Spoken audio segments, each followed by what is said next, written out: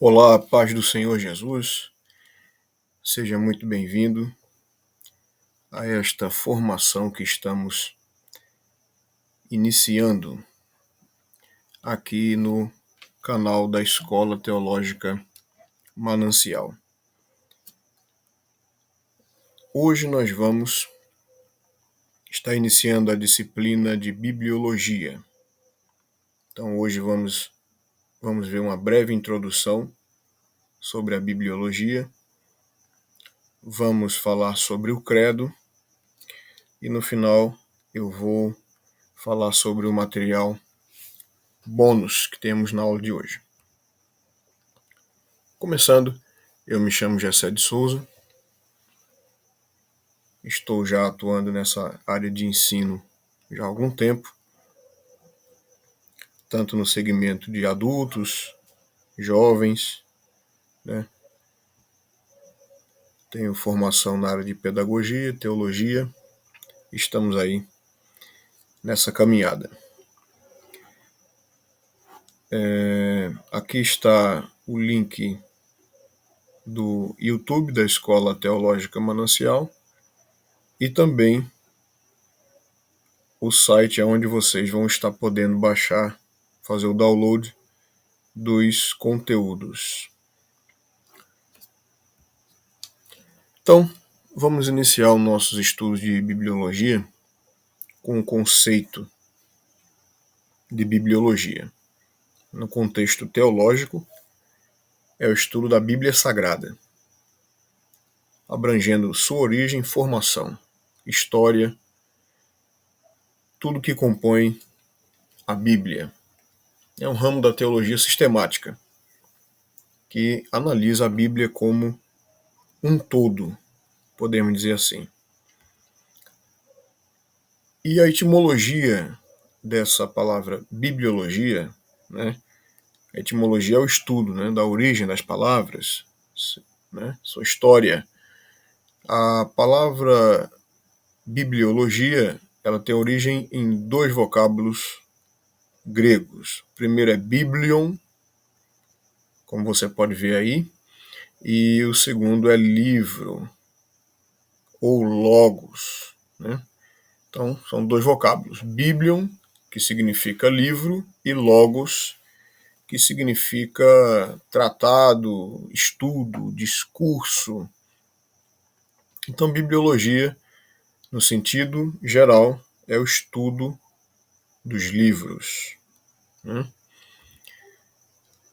Vamos passar agora a discorrer sobre o credo. O credo evangélico, né? E também é conhecido como credo apostólico. Credo evangélico ou apostólico. E no credo se resume todos os pontos do ensinamento, das crenças fundamentais do cristianismo, né? Sobre Deus, sobre Jesus, sobre o Espírito Santo, salvação, fé, vida eterna. No credo está esse resumo geral de todos esses pilares. O credo apostólico tem suas raízes na igreja primitiva, né? E é a forma que se usa para expressar a fé de uma maneira bem prática, bem acessível, para que as pessoas possam entender. O primeiro ponto do credo é um só Deus, eternamente subsistente em três pessoas, o Pai, o Filho e o Espírito Santo. Temos algumas referências bíblicas que embasam esse ponto do credo, como Deuteronômio 6:4, que diz: Ouve Israel, o Senhor, nosso Deus, é o único Senhor. E temos aqui outras referências, como Mateus 28:19, Marcos 12:29. Vamos passar para o segundo ponto, que é o que diz: na inspiração verbal da Bíblia Sagrada, única regra infalível de fé, normativa para a vida e o caráter do cristão. Então, esse ponto ele abrange que a Bíblia Sagrada ela é totalmente, plenamente inspirada. inspirada, inerrante, infalível, e a regra de fé e prática do crente, do cristão.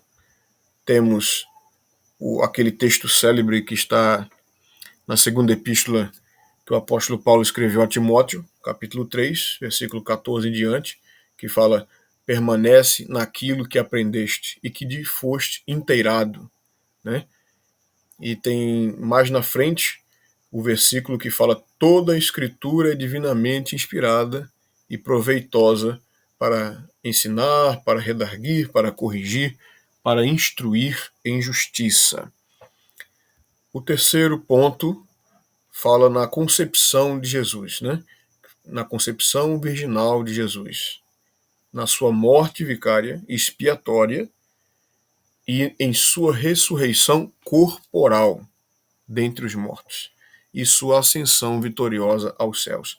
Cabe destacar aqui alguns pontos. Primeiro, a concepção virginal de Jesus, onde não houve interação natural humana, sim uma intervenção do Espírito. Também o sacrifício de Cristo na cruz do Calvário, todo o seu sofrimento e a sua morte. Também a sua ressurreição corporal, sendo assim não ressuscitado meramente como um espírito, ou um ser etéreo, ou um fantasma, mas sim como realmente a ressurreição corporal dos mortos. E na sequência, quando Jesus ele é assunto aos céus. Temos Romanos 8,34, Isaías 7,14 e Atos 1,9. Né? Atos 1,9 é aquele texto que fala: e quando dizia isto, vendo eles, foi elevado às alturas e uma nuvem o recebeu, ocultando aos seus olhos. Depois o texto fala também: varões galileus, não se preocupem, porque se Jesus que estão vendo ele subir, ele também voltará. Né? Temos Isaías 7,14, muito conhecido: portanto, o mesmo Senhor vos dará um sinal, eis que a Virgem conceberá e dará à luz um filho, e chamará o seu nome Emanuel. Dando prosseguimento, o quarto ponto, que fala na pecaminosidade do homem, que destituiu da glória de Deus, e que somente o arrependimento e a fé na obra expiatória e redentora de Jesus Cristo é que pode restaurá-lo a Deus. Né? E está em Romanos 3,23, Atos 3,19, né? Atos 3,19, arrependei-vos, pois, e convertei-vos, para que sejam apagados os vossos pecados, e venham assim os tempos do refrigério pela presença do Senhor. Atos 3,19. O quinto ponto fala da necessidade absoluta do novo nascimento, pela fé em Cristo e pelo poder do Espírito Santo atuando na vida do homem e da palavra de Deus, né? Que é aquele texto de João 3, que fala: na verdade te digo que aquele que não nascer da água e do Espírito não pode entrar no reino de Deus. Esse ponto também fica muito explícito, né? O sexto ponto, no perdão dos pecados, na salvação presente e perfeita e na eterna justificação da alma, recebidos gratuitamente de Deus pela fé no sacrifício efetuado por Jesus Cristo em nosso favor, que está em Atos 10, 43, Romanos 10 e 13, Hebreus 7, 25, que fala: portanto, pode também salvar perfeitamente os que por ele se chegam a Deus, vivendo sempre para interceder por eles. Veja que lindo. O sétimo ponto, no batismo bíblico efetuado por imersão do corpo inteiro, uma só vez em águas, e em nome do Pai, do Filho e do Espírito Santo, conforme determinou o Senhor Jesus. Veja que a palavra de Deus, ela fala, né, Jesus Cristo, falando em Mateus capítulo 28, versículo 19, em diante, ele diz: portanto, ide, fazei discípulos de todas as nações, batizando-os em nome do Pai, e do Filho e do Espírito Santo. Ele complementa, falando: ensinando-os a guardar todas as coisas que eu vos tenho mandado, e eis que eu estou convosco todos os dias, até a consumação dos séculos. Amém. Continuando, o oitavo ponto, ele fala da necessidade e na possibilidade que temos de viver uma vida santa mediante a obra expiatória e redentora de Jesus no Calvário, através do poder regenerador e através da inspiração do Santo Espírito, que nos capacita a viver como fiéis testemunhas do poder de Cristo, que está em Hebreus 9,14, e aquela passagem célebre, muito conhecida de 1 Pedro 1,15, né? Mas como é santo aquele que vos chamou, sede vós também santos em toda a vossa maneira de viver. Voltando aqui, veja, temos a possibilidade de viver uma vida santa mediante a obra expiatória de Jesus Cristo no Calvário. Dando prosseguimento, o 9º ponto, que fala do batismo bíblico no Espírito Santo, que nos é dado por Deus mediante a intercessão de Cristo, com a evidência inicial de falar em outras línguas conforme a sua vontade. Veja que acontece a questão do batismo no Espírito Santo, ela é de acordo com a vontade de Deus, né? E a evidência inicial é o falar em outras línguas. Está escrito em Atos 1,5, porque na verdade João batizou com água, mas vós sereis batizados com o Espírito Santo não muito depois desses dias. O 10º ponto é na atualidade dos dons espirituais distribuídos pelo Espírito Santo à Igreja, para sua identificação conforme a sua soberana vontade, que está em 1 Coríntios 12, versículos 1 ao 12. Depois você pode ler com calma, que esse texto é aquele texto muito conhecido, onde o apóstolo Paulo fala acerca dos dons espirituais. Não quero, irmãos, que sejais ignorantes. Ele vem discorrendo sobre toda a questão dos dons espirituais e fecha dizendo, porque assim como o corpo é um, todas essas coisas repartindo particularmente a cada um como quer, porque assim como o corpo é um, todas essas coisas repartindo particularmente a cada um como quer.